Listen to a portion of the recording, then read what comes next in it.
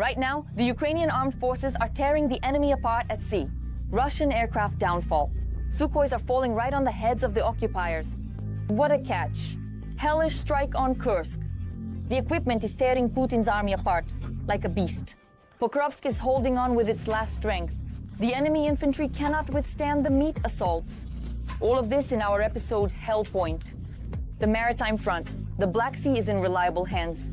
The enemy will receive a powerful blow from the Ukrainian forces. A real sensation. Targets are being destroyed thanks to the Titans. This vessel is now creating new history. All Russian efforts come to nothing.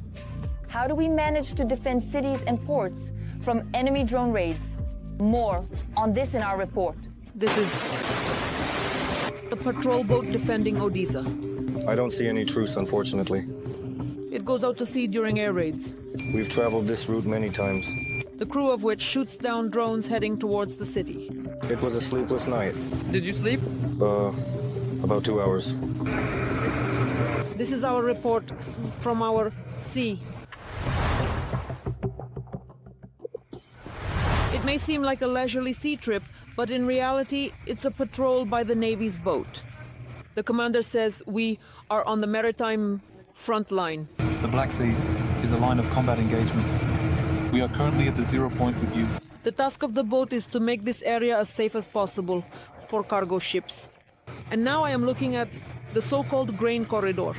These ships have already loaded our grain and it is heading out into the world. Volodymyr Tor is well acquainted with this route. Yes, we have traveled this route many times. Previously, this vessel was in service with the U.S. Coast Guard, an island-class boat, fast-moving. It has been in these waters for 6 years now. Initially, it was quite difficult to keep it on a set course, especially when the storm was 2 to 3 points. The boat deviates significantly from the course, but over time, let's say, I learned to keep it on course very well. So now it's not very difficult for me. Such patrol boats in the Black Sea perform 3 main functions. The first is searching for mines here. The second is functioning as Omnen air defense and searching for Shaheds in the sky. And the third is operating against enemy ships. Danilo observes the maritime front line.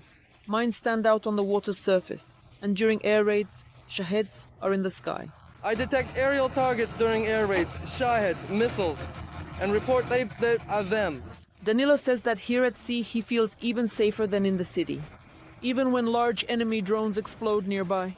If you've already heard it, then you're glad that at least you've heard it, that you're alive. Dennis is directly involved in the shooting down. The sea is in my blood. He is from Odessa and has been going to sea on combat missions for 3.5 years. Initially, he was a communications officer, but his true passion is his anti-aircraft gun. This is the U-2M3 anti-aircraft system. Dennis is younger than both this boat and his weapon. The night before our joint patrol, he hardly slept and tried to shoot down the Shaheds that were massively flying towards Odessa during a storm. When I arrived at combat readiness number 1, my entire vest and helmet were wet, and there was a puddle of water on the seat. I quickly wiped it off with my hand, put on the vest and helmet, and that was it. He has already shot down more than 1 Shahed, and he talks about it with enthusiasm. Adrenaline was playing a big role, and with the help of the commander, he guided me.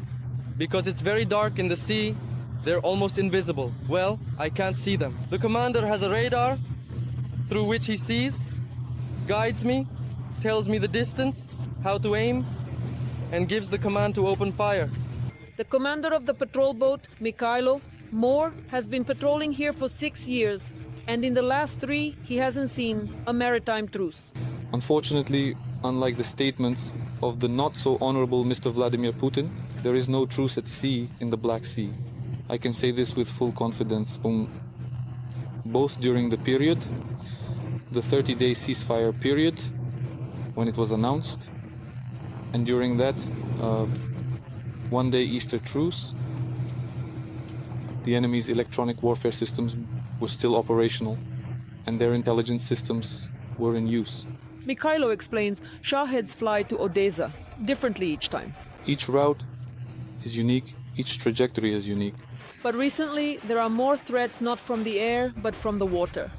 In this way, the Russians are charting routes with unmanned marine drones. Firstly, they carry a larger amount of hexogen, TNT, in TNT equivalent. This amount can vary from 150 kilograms to 400, which is a lot, 400 kilograms. Of course, it would be easier to resist the Russian occupiers who are encroaching on our Black Sea if we had more of such boats. The US has 3 of them, ours Ukrainian ones. Officially transferred, that's all. That's it. But for now, we cannot receive these boats that are in the US. The Americans were supposed to decommission, repair, and send 3 more of such boats to Ukraine. Mikhailo was supposed to oversee this process as the mission commander in the US. But Donald Trump, almost immediately after his inauguration, froze the program and the order was given to return the mission to Ukraine. Then once it was decided, we were given a week to pack. Home. As of now, this stage of American support remains on hold. But despite everything, the Ukrainian naval forces continue to defend Odessa, the ports, and the world's food security. From the Maritime Front, Natalia Nahorna, Ihor Siri, Vitaly Ovsyanikov, and Natalia Kusherenko, TSN 1+1 United News Marathon. And for more impactful events from the life of Ukraine and the world, read on the Telegram channel Times of Ukraine. Only fresh news and verified information. See the message in the description below, the video. Meanwhile, Russian aviation has gone into oblivion. The GUR destroyed enemy aircraft. These shots are mesmerizing. Putin is panicking. A step away from canceling the parade on May 9th. A strike on Red Square. The dictator is also in complete trouble on the front. The airborne work of Ukrainian forces is at the highest level. How do our forces manage to keep the enemy in fear? All the details in just a moment.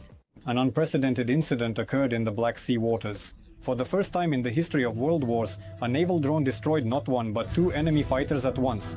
These were Russian Su-30s that were attempting to counter Ukrainian naval drones. But instead of being hunters, they became the prey. This strike marked a true breakthrough in the field of asymmetric warfare. Previously, unmanned platforms had only managed to shoot down helicopters. Specifically, Ukrainian forces had already accounted for 2 Mi-8s, eliminated in similar operations. But for the first time, combat aviation was targeted by a maritime drone.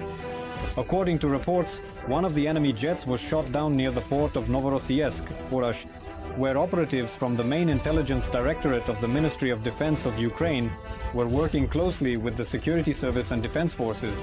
The fighter jet was hit by a missile launched from the Magura maritime drone platform. These drones have repeatedly inflicted significant losses on the Russian Federation's fleet. The Russians could not conceal the scale of the failure. Mentions of luring immediately began to appear in Russian Telegram channels. This is how they refer to the Ukrainian tactic where drones approach targets, provoking enemy aircraft to take off. At that moment, a precise strike is delivered on the aircraft. In fact, Ukrainian maritime drones have become not only a means of attack but also a trap. This incident once again underscores that the Russian army, despite all claims of full control over the maritime space, has lost the initiative even at its own naval bases. Ukrainian drones are no longer just breaking through to coastal infrastructure. They are effectively destroying aerial targets, changing the rules of the game at sea. The Russian authorities once again demonstrate that even Victory Day can be conducted in the context of bunkers and electronic warfare. On May 9th, the Kremlin announced a ceremonial military parade in Moscow. However, the preparations for it look more like an evacuation than a celebration. The festive initiative turned out to be so appealing and safe that all the foreign guests who were planned to be invited suddenly fell ill en masse. None of the leaders of friendly countries wanted to take the risk even for the sake of the red carpet under the Kremlin walls. Meanwhile, the military equipment that was supposed to be displayed at the parade was hastily covered with camouflage nets. The problem was that there weren't enough nets and some equipment had to be covered literally with scraps. But the most telling step was the decision to activate electronic warfare systems in the city for the entire day of the parade. Because of this, it was officially announced in Moscow, there will be no mobile connection. The formal explanation is as follows: due to the holding of festive events. How exactly the internet interferes with the festivities is not specified. The culmination was the statement by Press Secretary Peskov saying that President Putin will not be able to attend the parade in person this year due to a tight schedule, so he will join via video link. Evidently, a tight schedule is synonymous with the word fear, because a parade, where even the commander-in-chief does not dare to appear, physically looks more like a target than a celebration. And the real reason seems obvious. Fear of drones, which have already flown deep into the rear of the Russian Federation several times. And even Russia's main propaganda event, the Victory Parade, is turning into a parade of paranoia. Meanwhile, the operators of the Phoenix unit's strike drones reported another successful week of work on the front line. In the past 7 days, the fighters managed to destroy a significant amount of Russian equipment and personnel, inflicting noticeable losses on the enemy. In particular, during the execution of combat missions, they destroyed Tor M2 anti-aircraft missile systems, 2 Mr. S's self-propelled artillery units, 3 tanks, 30mm caliber guns, 17 military trucks, and 3 passenger cars used by the occupiers. These targets were hit using FPV drones, guided drops, and other means that the Phoenix unit effectively utilizes in the combat zone. Thus, in just 1 week, the enemy lost equipment equivalent to the armament of several companies. The strike work of Phoenix once again proves air control and precise targeting are the key to destroying enemy resources without direct confrontation. Airborne operations at their peak, results of the 3rd Battalion of the 79th Brigade for April. The fighters of the 3rd Airborne Assault Battalion of the 79th Separate Airborne Assault Brigade continue to destroy the enemy daily, demonstrating skill and coordinated work during combat operations in the Donetsk region. In April 2025, the unit inflicted significant losses on the occupiers, carrying out precise and effective airstrikes, primarily using strike UAVs. Every destroyed tank, truck, or bunker is not just a technical target, but a reduction in the combat capabilities of the Russian army. Currently, the battalion is performing the most complex tasks in the defense of the settlement of Constantinople, located in the Donetsk region. This direction remains one of the hottest on the front line, and it is there that the paratroopers consistently demonstrate their endurance, determination, and professionalism. While the enemy tries to advance, Ukrainian paratroopers continue to methodically drive them out of their fortifications, destroying enemy resources and maintaining the defensive line. The Pokrovsk direction is the hottest section of the front. Amid constant massive assaults with up to 100 attacks per day, the Russians are strengthening logistics and engineering cover, particularly near the village of Kharlivka on the E50 highway, where the enemy is constructing net tunnels to protect equipment from FPV drones. These engineering structures allow for the supply of resources towards Selidov and Novohrodivka, key nodes of the offensive. This indicates long-term preparation to maintain pressure in this direction. The enemy is trying to stabilize the rear and reduce the vulnerability of logistics. In the Kupiansk direction, preparations for a new offensive are underway. Russia is preparing for a summer escalation precisely here. The likely goal is to reach the Oskil River and the R79 highway, which would open a direct route to Kupiansk. But the situation is not easy for the enemy. The armed forces of Ukraine are destroying pontoons, which stops the mass transfer of enemy equipment. Fighting is taking place in forest belts and fields. The advancement is minimal. The enemy has also started using fishing nets, which create corridors for equipment. They are less explosive for FPV drones compared to chain-link fences. Russia is trying to find solutions for anti-drone defense ahead of a possible summer offensive, but the armed forces of Ukraine are successfully disrupting the enemy's logistics at water crossings and supply routes. The strategic picture is as follows: anticipation of summer escalation in both the Pokrovsk and Kupiansk directions. Active preparations for the offensive are being recorded. Massive assaults, engineering structures, defense of logistical chains. Analysts predict that it is in the summer of 25th year that Russia might attempt to execute a large-scale breakthrough. However, the actions of the armed forces of Ukraine, the destruction of pontoons, drone attacks, and coordinated defense are already hindering Russian plans. Russia continues its attempts to advance in the west, but is forced to improvise with logistics, engineering, and even drone defense tactics. Ukraine is successfully adapting, disrupting the enemy's pace even at the approaches. In the summer, attempts at a large-scale offensive should be expected, but the Ukrainian defense currently remains resilient and is systematically preparing for a new wave of Every voice matters. Join our community, support independent journalism, and help us bring you the truth from Ukraine. Become a member of Ukraine today. Join us now. hostilities. The Russians are grinding down Pokrovsk. A rain of bombs is covering the city. It is holding on with its last strength. The armed forces of Ukraine have clenched their fists and are not moving an inch from their positions. Russian assaults have been thwarted. Ukrainian defenders are grinding down enemy motorcycles and buggies, and the infantry is being obliterated. Why are the occupiers so fixated on Pokrovsk and, despite the powerful blows from the armed forces of Ukraine, refuse to abandon their audacious ideas? More on this. in just a moment. His hands are gripping the steering wheel tightly. His gaze is intensely focused on the road, yet he proudly glances up at the sky, at least ahead of the armored vehicle. An electronic warfare station discreetly covers the vehicle like a dome, but on the way to Pokrovsk, even it, as the view outside the window shows, guarantees absolutely nothing.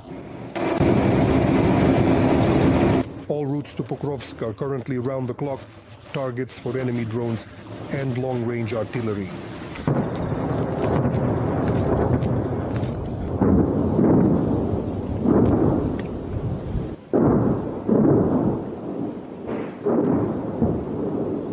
Pokrovsk itself is being continuously shelled both day and night by the Russians with anything that can reach the city, explode, destroy, and kill. Every day something falls on our heads. Oh, we almost died. We still live in such an area where things fly. God forbid. I scream. Viktor and Irina have lived in Avdiivka for 35 years of married life. They found out they didn't leave the city until the last moment, but eventually when dozens of Moscow cabs started falling on Avdiivka, Zabul was they evacuated to Pokrovsk. Now, they are experiencing the same thing all over again. We are from Avdiivka ourselves. We delivered medical supplies to Avdiivka until the last moment. There was 1 doctor and 4 nurses. I'm saying this for sure, until they had already left. Do you at least have a basement? There is a basement, but it's bad. I shout, and then I pray. Prayers are probably a useful thing, but against the Russian bombs and shells the surrounding reality shows, they are not very helpful.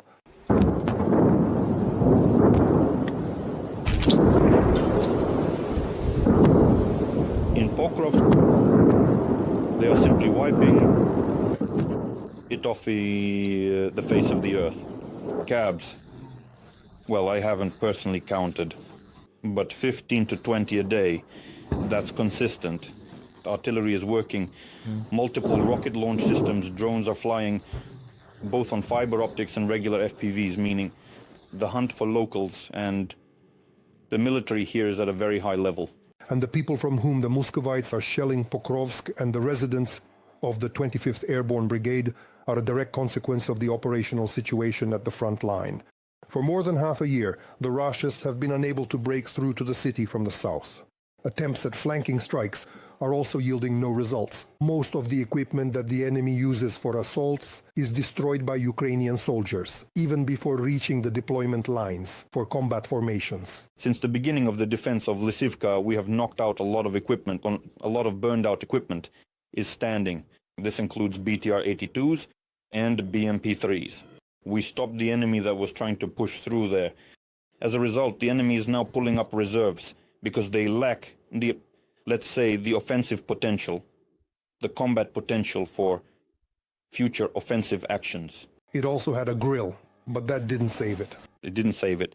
Instead of armored vehicles, the Muscovite commanders are now sending their infantry from the south to storm Pokrovska on motorcycles and buggies, but most often just on foot. The main combat actions are currently ongoing in the direction of MTLS.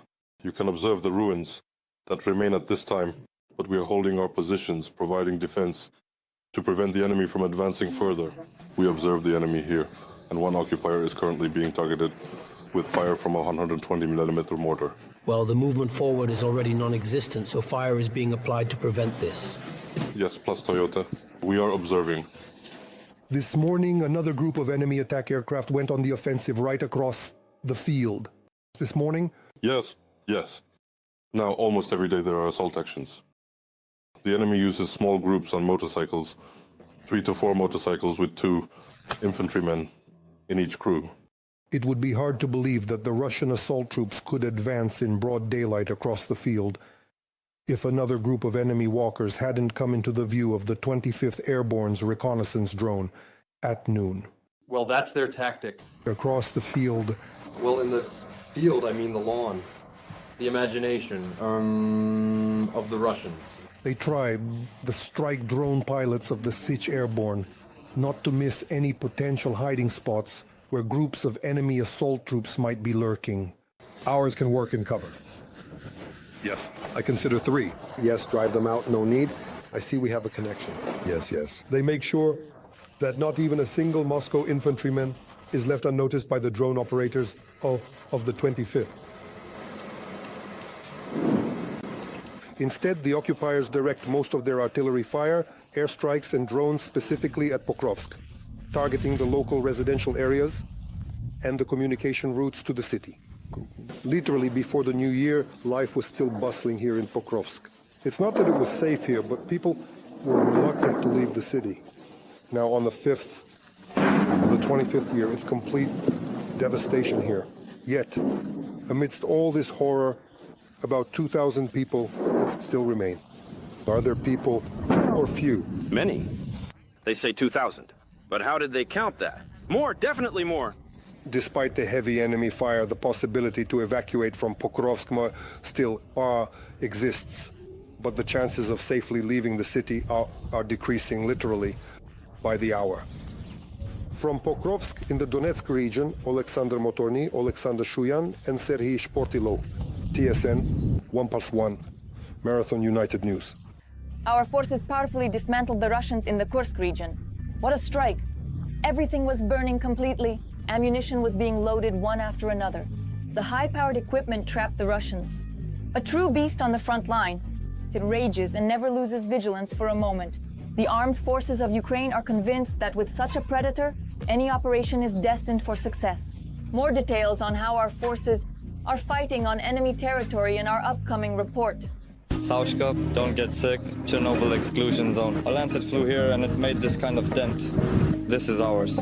We have to leave something from every direction. The Lancet flew here, it made this kind of dent, and that's it. When was this? At Kursk. We arrived there 2 weeks before the offensive. We were just getting familiar with what, where, and how. Then the offensive began. It was a very active front. At the beginning, we didn't have time to make even minimal shelter there right away. We approached the border, walked there, worked. We received a radio message saying that's it, 3 kilometers ahead. We got in the vehicle 3 kilometers ahead. We took position, but didn't have time to dig even minimal shelter for the personnel to hide. We fired a bit, that's it, another 3 kilometers ahead. Well, it was a very active front at the beginning. This was probably mostly unexpected for them. Then a month passed. Probably right, guys. Somewhere around that. A month passed and we were relocated, shifted a bit from Sudza in a different direction towards Korenyova, in that direction. We arrived there and it started to get a bit hot. There, the enemy was doing quite a lot. Well, they had already gathered their troops. They reinforced their forces and started pushing us back a bit, and that corridor kept narrowing. It turned out that we were being hit from both the back and the front. We didn't know where the attack might come from. From the front, from the back, and, well, we were shooting in that direction, but we were being hit from there and there from 3 sides, sort of.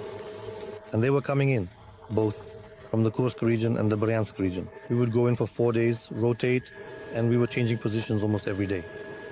There were times when we took a position, settled in, got the order to leave, we left. And the next day there was no trace of the grove, nothing. Everything was completely leveled by grads. If we hadn't left, we would have been there. It was a difficult direction. At the beginning it was easy, but in the middle it became very difficult. Very difficult. How much did you have to work in a day? Our vehicle didn't rest at all. It would have been good if the vehicle could stand for at least an hour to rest. Well, we were working and they couldn't keep up with delivering the ammo, roughly speaking. Oh! Shot! This vehicle went through everything, from A to Z. Crimea, it went through 300 in Zaporizhia, 300 in Kursk, and in Bakhmut, it was also a light 300. They probably used remote mining. There were no mines there. This was just before the assault. Well, their airborne troops launched an assault, went through the plantation, and we had to retreat. The guys quickly loaded up, and on the road they came in, they drove out, and it exploded. They probably just planted a mine. Well, but how did you retrieve it with her? Oh, that's definitely a feat. Our battalion commander with the mechanic, with the technician. A vehicle with electronic warfare equipment was driving back and forth. They were also being shelled as they were retrieving it, and they were also hit by FPV drones and Lancets, well... Both Lancets and FPV drones. The enemy was located 400 meters from the self-propelled artillery. So we took up defense there, started engaging, picking them off, and began to pull it out. Right under our noses, I think. Yes. Well, Then we were under small arms fire. RPGs were flying. Well, everything was flying while we pulled it out. What did you use to pull it out? There is such a heavy 55-ton machine. It's called Brem. Well, we conducted this operation, I think, for 2 or 3 days, but we pulled it out. Nothing terrible. We endured the FPVs, RPGs, ATGMs, and Lancets. We endured everything, survived everything, pulled everything out fine, precisely. Where is it now? There it is, standing. Is that it? Yes, there it is, standing. This side ran over a mine. This side. The track was torn apart so much that we collected it piece by piece, just to analyze how it happened and what it was. This entire section, these 3 rollers were completely torn out, completely ripped out with roots like this.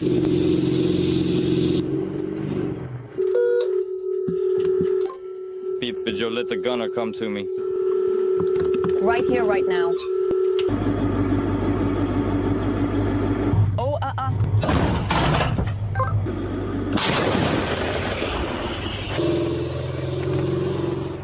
They covered the armor, equipment, communication, and a party of infantry.